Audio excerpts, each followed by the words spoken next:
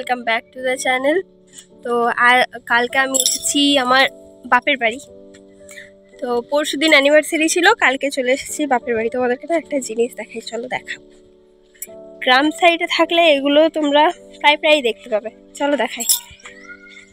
এই যে দেখতে পাচ্ছ, আমরা সযত্নে বাড়িতে যখন টমেটো গাছ বা যে কোনো গাছ লাগাই তখন মনে হয় এত ভালো করে হয় না, যেটা এটা হয়ে গেছে। দেখো হঠাৎ করেই দেখো চোখে পড়লো, বাবা বলছে এইগুলো বীজ পড়ে পড়ে নাকি হয়েছে, কত ছোট ছোট টমেটো ধরেছে। দেখো নিজেই হয়েছে নাকি, গাছগুলো কোনো কিছু লাগানো হয়নি।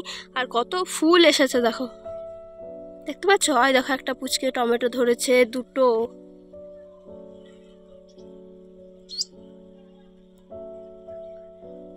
দেখছো, মানে যত্ন করে যে জিনিস লাগানো হবে হয়তো সেগুলো এত ভালো করে হবে না যেগুলো এইগুলো হয়েছে। দেখো টমেটোটা কি সুন্দর হয়েছে পুচকে। আবার এখানে একটা করলা গাছও হয়েছে।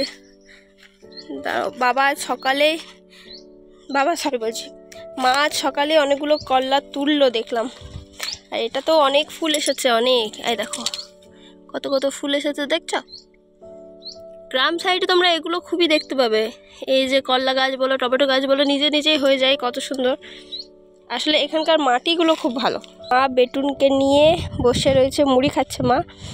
আর বেটুনও রয়েছে মায়ের কোলে বসে, দেখছে যে দিদা মুড়ি খাচ্ছে। খাচ্ছিস বেটু? খাচ্ছ তুমি? মুড়ি খাচ্ছ? ওরে বাবা বলি হাঁচি, দেখো কত আনন্দ। তুমি মুড়ি খাচ্ছ? তোমার শরীর ঠিক আছে? তোমার সর্দি হয়েছিল শুনলাম, শরীর ঠিক আছে? বেশ। ওইখানেও ঠাম্মি করে, কি বলতে গেলাম, স্নান টান করে আসে, নিয়ে পরে মুড়ি নিয়ে বসে, ওই 2টো করে 3টে করে দেয়, আর ওই তাকিয়েই থাকে। ঠাম্মিটা এখানে দিদার কাছে পাচ্ছে। হ্যাঁ এই দেখো তা। আরও এক ধরনের তোমাদেরকে আমি ছোট ছোট ফুল দেখাচ্ছি। এগুলো না আমাদের ওই কি বলে কালী পুজোর টাইমে এই ফুলগুলো কত দরকার লাগে। এই যে এই ফুলগুলো দেখতে পাচ্ছ, কত ছোট ছোট কিন্তু কত সুন্দর। দেখো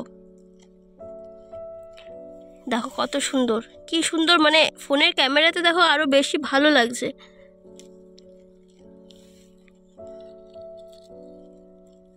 কি সুন্দর না? তোমরা বলো তো এই ফুলগুলোর নাম কি? কমেন্টে জানিও তো এই ফুলগুলোর নাম, যদি তোমরা জেনে থাকো। দেখো কি সুন্দর লাগছে ক্যামেরায়।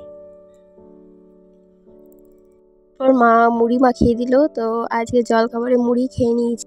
এখন এই মাছগুলো ধুয়ে নিই, মানে আমি ঠিক করলাম যে মা ছেলেটাকে নিয়ে পরে বসে থাকুক, আমি একটু মায়ের কাজগুলো করে দিই। তো সেজন্য ভাবলাম, আর আমার মায়ের শরীরটা বেশ ভালোও নেই, সেজন্য ভাবলাম যে আমি মাছগুলো ধুয়ে নিই। তো মাছগুলো ধুতে বসে গিয়েছি। আসলে কি বলতো, শ্বশুরবাড়িতে সমস্ত কাজ তো নিজেই করে নিই। তো ভাবলাম যে এখানে মাকে এসেও একটুখানি হেল্প করি।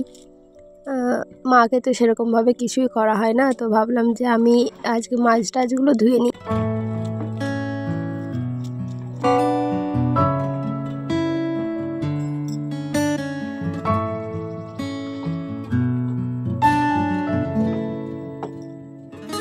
মাছটা ধুতে ধুতে আমার একটা পার্সেল চলে এলো, সেটাই এখন যাচ্ছি আনতে। চলো দেখো তোমরা। হচ্ছে আমার পার্সেলটা আমি পেয়ে গেছি। প্রথমে একবার বললো যে পার্সেলটা ভুলে গেছে, তারপর আমি আবার বাড়ি চলে এলাম, তখন আমাকে আবার ফোন করে ডাকলো যে পার্সেলটা আছে, নিয়ে যাও। তো তারপর থেকে আর ব্লগটা আমি কন্টিনিউ করতে পারিনি, কারণ খাওয়া দাওয়া করে ঘুমিয়ে গিয়েছিলাম। সন্ধেবেলায় দেখলাম ভাই ডিউটি থেকে আসার পথে মোমো নিয়ে এসেছে, তো সেগুলোরই সমস্ত কিছু জোগাড়যন্ত্র করছিলাম। আর দেখো মোমোগুলোর পিসগুলো কত ছোট ছোট বানিয়ে দিয়েছে, আগে বেশ অনেকটা বড় বড় সাইজের দিত আর পরিমাণেও একটু বেশি দিত, কিন্তু দেখো। আর এদিকে আমাদের পোস্তকে দেখো কি অবস্থা, মোমো এনেছে কিনা ও এরকমভাবে দাঁড়িয়ে যাবে, মানে কোনো কিছু জিনিস আনা মাত্রই ও এরকমভাবে দাঁড়িয়ে যাবে যে মানে ওকেও দিতে হবে, এই আর কি। দেখো কীরকমভাবে তাকিয়ে আছে, আমি দেখাচ্ছিলাম যে দেখো কীরকমভাবে দেখছে ও, ওকেও দেওয়া হবে, শুধু তো আমরাই খাবো না। তারপর আমার ভাইও চলে এসেছে, একসাথে মিলে সন্ধেটা খুব ভালোভাবে কাটালাম।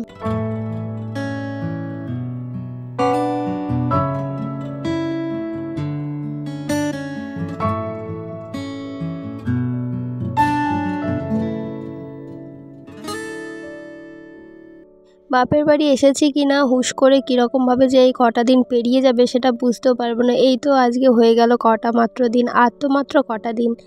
তো চলো আজকের ভিডিওটা এই পর্যন্ত রইলো। ভালো থেকো সবাই, আমিও ভালো আছি। তো চলো টাটা।